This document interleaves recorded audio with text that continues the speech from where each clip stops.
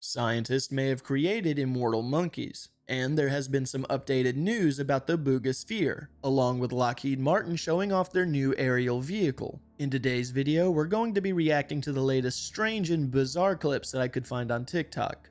Let's get into it. Here's some horrifying facts about babies that will make them seem a lot less cute. Ever wonder why you don't really see an MRI scan of a baby? Well, that is it, basically. Tell me that isn't a demon. Not that weird when you think about it, but babies have been drinking their own pee for quite a while, actually. Babies actually start urinating when they're in the womb, but where does it go? Well, it goes in them because they scran it. A baby's brain is actually comparable to an adult's brain on LSD, which is insane. Obviously, as they're growing up, their brain is developing, lots of chemicals being released and stuff, but LSD, meh. This is sickening. This actually makes me feel ill, but, you know, if you look at a baby's skull, there's quite a few teeth. Yep, that is real. The baby teeth at the bottom and then the adult teeth, which will obviously grow through. That is how many teeth are in a baby's head when you're hugging it. Hey, we've all been there and we've all experienced this at least once. But those MRI scans are really crazy looking. So this was spotted up in the sky over the southwestern United States just the other day. In case you can't see, which you should have. Look at that. That is something weird. And there's two of them, not one. So, I know a lot of these weird streaks in the sky that seem to be more prevalent in the past couple of years. People always say they're either meteors or some kind of rocket launch. But this one doesn't look like a rocket launch to me, because like I said before, there are two of them. Have you ever seen anything like this in the sky before? Because I'm old, like really old, and I've never seen anything like that. Then again, maybe it happens every day, just not where I am. But I want to know what you think it could be. First, what do you think that actually is? And second, are all these streaks in the sky, including this one, some kind of sign of something to come? Let me know, Booskies, in the comment section. Shabadoo! I do not know where the original video or photo is, and I really have no clue what that could be, but to me it just looks like someone from Dragon Ball Z flying around. Let me know what you guys think in the comments it could be if it is real. How do animals create light? Light, in this sense, is a kind of electromagnetic radiation that we can see. The sun emits the entire spectrum, but we can only see this little section here. Light is made of particles called photons, which are basically just little packets of energy. How a photon behaves is what determines where it is on this spectrum. So higher energy is on this end, for example, and lower energy down here. Photons can be emitted from an electron that has been pushed into an excited state, falls back into its grounded state, basically shedding energy so that it can chill. Our bodies actually do create light, specifically infrared. We just can't see that without technology because the wavelengths are too long, and our eyes can only detect wavelengths within a certain range. So bioluminescence is a chemical reaction within the body, and it can happen a few different ways, but for the most part it needs luciferin and luciferase or photoprotein. For fireflies, luciferase acts as an enzyme, meaning its job is to speed reactions up with luciferin and ATP. Add oxygen and this creates an excited state. And so when it returns to its ground state, you get light. Bioluminescence is considered a cold light because it's not hot, which makes sense, right? Animals that light up wouldn't last long if they overheated too. So it's very efficient. Scientists are actually learning how to take that part of an organism's DNA and put it into plants. Glowing trees would reduce our energy consumption and just look so cool at night. I'm just waiting for the day where scientists will figure out how to make people glow as well, or other creatures. And I'm also very interested in these glowing plants. I remember hearing about this quite a while back, where they wanted to do this to trees, and I think that that's pretty cool. I just wonder what the effects of that will do naturally. Will it draw in certain type of insects, or what's gonna happen exactly? But overall, really interesting stuff. Hey, if you haven't done so already and you're enjoying the show, give it a like. And if you're new to the channel, subscribe. I upload a video like this every Monday through Friday at 9 a.m. And for everyone that's subscribed and or watching, thank you so much for supporting the channel. Whatever this is completely natural, and science still has no explanation for it. Oh dude, that's just CGI. Well, joke's on you, cause it's real. This glowing orb of plasma or electricity or something that slowly hovers around and can cause some pretty devastating effects. It's called ball lightning, or centella globular, and it was first formally documented in 1190 495 AD, said to be a very rare natural weather phenomenon, much like regular lightning, but it sticks around for a lot longer than your classic split-second strike, drifting and hovering for up to a minute before disappearing, often with a bang, with many people reporting it can even go through walls. It's so rare that for centuries, scientists thought it was fake, just an urban legend people made up since video evidence didn't exist yet, so anyone who claimed to have seen it couldn't prove it. Many pilots insisted to have witnessed it mid-flight, and even Nikola Tesla himself experienced it, was so intrigued that he even reported recreating his own ball lightning in a lab in 1904. Is there anything this guy didn't do? Now, to be fair, some videos of this online are just visual effects, CGI, like this one right here, but the phenomena itself is very real, and we just have no idea what they are. Theories range from plasma created by electrical discharges, a rare type of lightning, or specific chemical reactions caused by lightning striking the ground, possibly even alien technology, or interdimensional beings interacting with our reality, which, if you ask me, is exactly what they are, in my oh-so-professional opinion.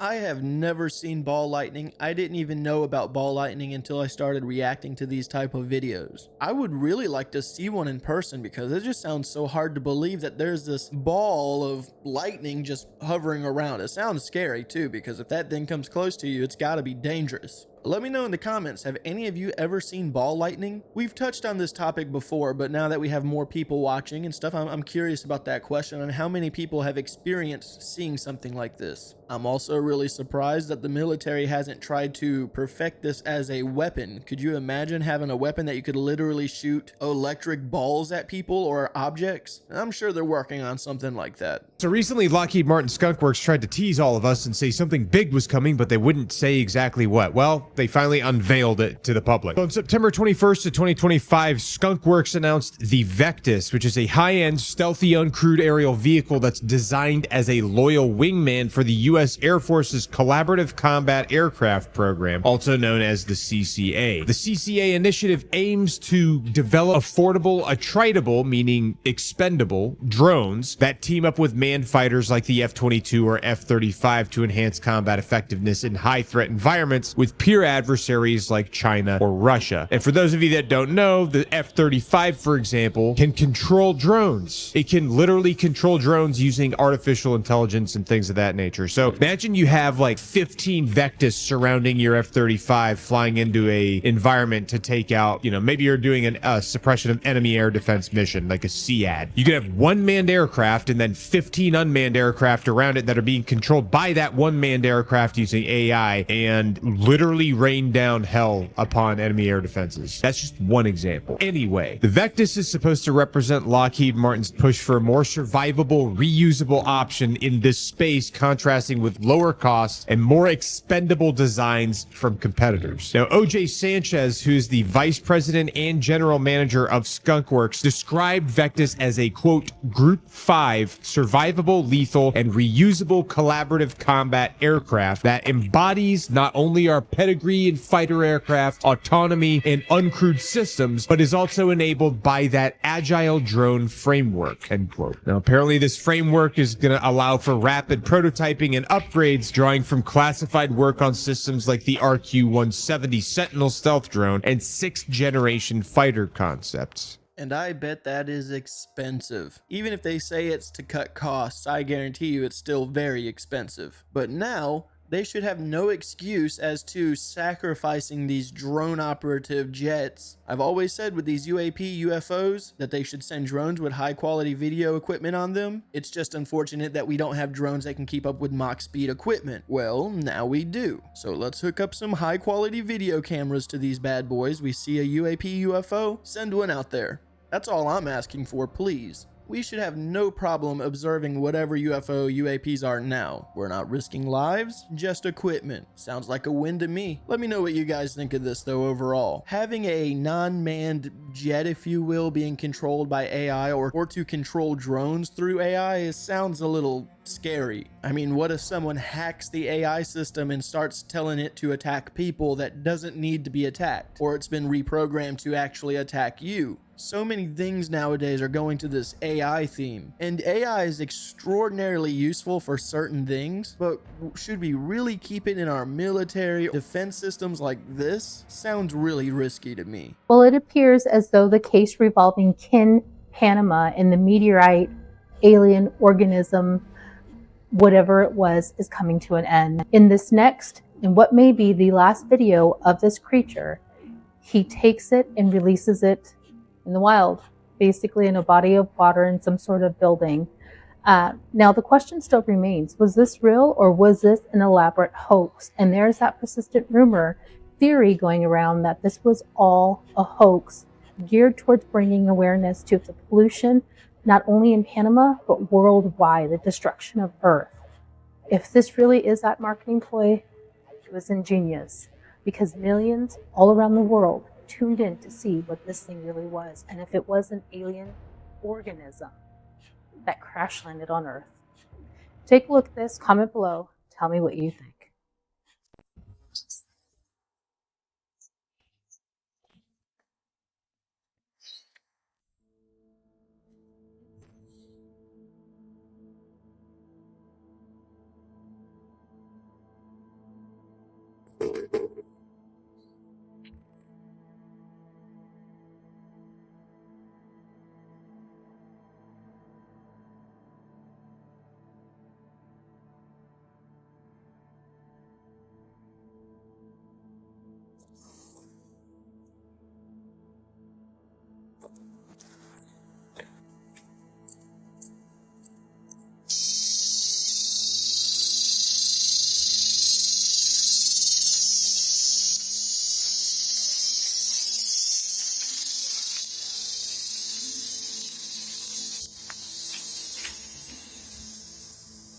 Aquí siempre está.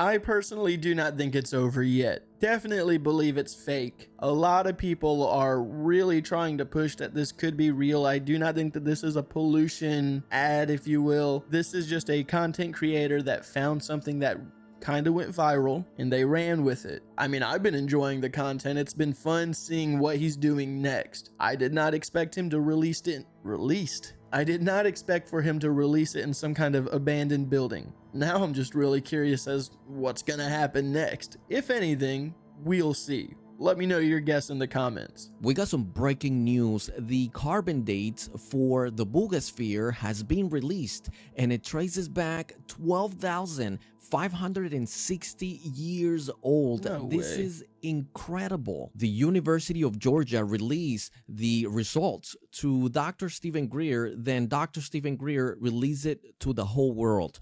This is incredible, guys. For many months, we have been talking about this. We have been talking about the Bogusphere. People call it a hoax. People said it was all a lie. We have proof. We have dates. The University of Georgia released the document. This is shocking. So there is some speculation that the Bogusphere is just gathering information, data about planet Earth for many decades, for thousands of years. Also, where is the Bogusphere sending all of these data to, right? Is there something out in space that we just don't know about, right? Is there something, I don't know, beyond our galaxy that is just manipulating these spheres all over the world?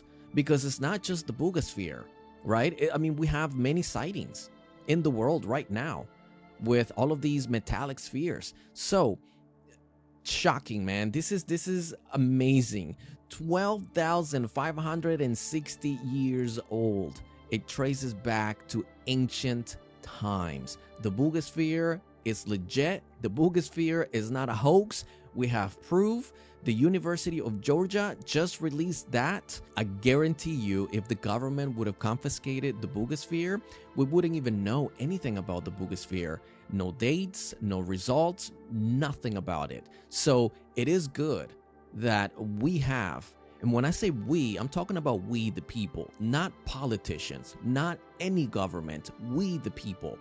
We have this thing and we are doing studies. We have results. It traces back 12,560 years old.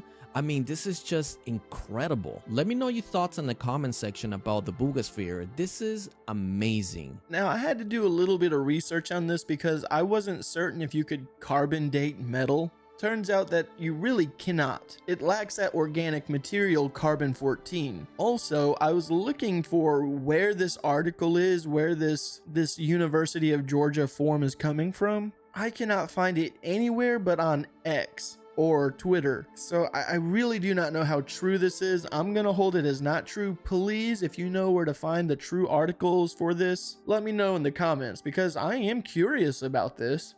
That does highly interest me, and it does make me theorize on a few things of what it could be. I know I've heard about the Black Knight satellite. What if that thing is real and all these little orbs that are floating around belong to that and it's just feeding it data to send off that information wherever it needs to? That's a fun, interesting theory. So again, if you know anything more, let me know in the comments, please, because that would be really interesting. That's some news, actually. If I told you to be on the lookout for immortal monkeys, you might be crazy or tell me to stop watching Kingdom of the Planet of the Apes so much, but China have managed to use engineered stem cells to combat aging in primates and in some cases significantly reverse aging. In a new study recently published in Cell, which is this study right here, researchers from the Chinese Academy of Sciences and Capital Medical University introduced a new type of human stem cell called senescence-resistant mesenchymal progenitor cells, or SRCs, what we'll say for the rest of this article, by reprogramming genetic pathways associated with longevity.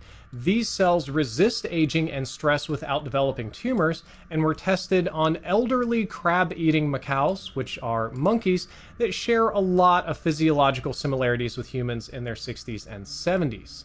The research team conducted a 44-week experiment on these monkeys, and they received bi-weekly intravenous injections of SRCs with a pretty high dose. And then the SRCs triggered a multi-system rejuvenation, reversing key markers of aging across 10 major physiological systems and 61 different tissue types. So that's not the whole body, that's not immortality, but it is quite literally reversing aging for a huge amount of, as they say, major physiological systems here. The treated macaques exhibited improved cognitive function, and tissue analysis indicated a reduction in age-related degenerative conditions such as brain atrophy, osteoporosis, fibrosis, and lipid or cholesterol buildup.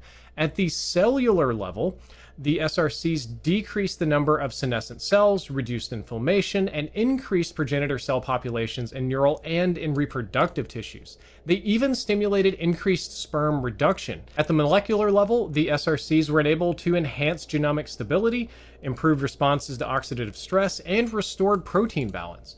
More than 50% of the examined tissues showed reversal of age-related gene expression profiles to a younger state. I think this is absolutely wild research, and it indicates that SRC therapy could be extremely promising in intervention for multi-system aging, and it demonstrates protective efficacy across a lot of interconnected systems like the nervous system, reproductive system, immune systems, and kind of presents a holistic body approach. You can see little images of the cells over here. They're not that fun to look at under the microscope, but we have successfully reversed aging in the majority of biological systems for a lot of monkeys. Now, We are not monkeys, as you may have noticed from this photo. We look a little different, but we share a lot of genetics, so there's not a reason that at some point in the future, this technology couldn't be applied to us. And maybe if we don't get to live forever, at least our golden years get to be somewhat more enjoyable. Just seems like more and more people are doing research on age reversal. Seems like a really big topic that's been hitting this year a lot. Kind of gives me a theory that next year we're going to hear about it even more. I don't see it as a bad thing. Kind of goes against the natural process of life. Also, so does a lot of things that we do nowadays. The most benefits that I see out of something like this is if you have people that have really bad minds or they're going through Alzheimer's, if you could reverse that to help someone gain their mind back, I think that that's amazing. Not necessarily reversing their age, but help healing their mind could help them live a more comfortable life. And I like that idea.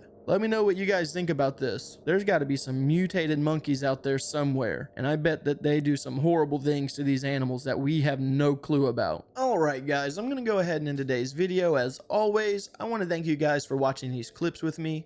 If today's your birthday, happy birthday, and if not, have a good day anyways.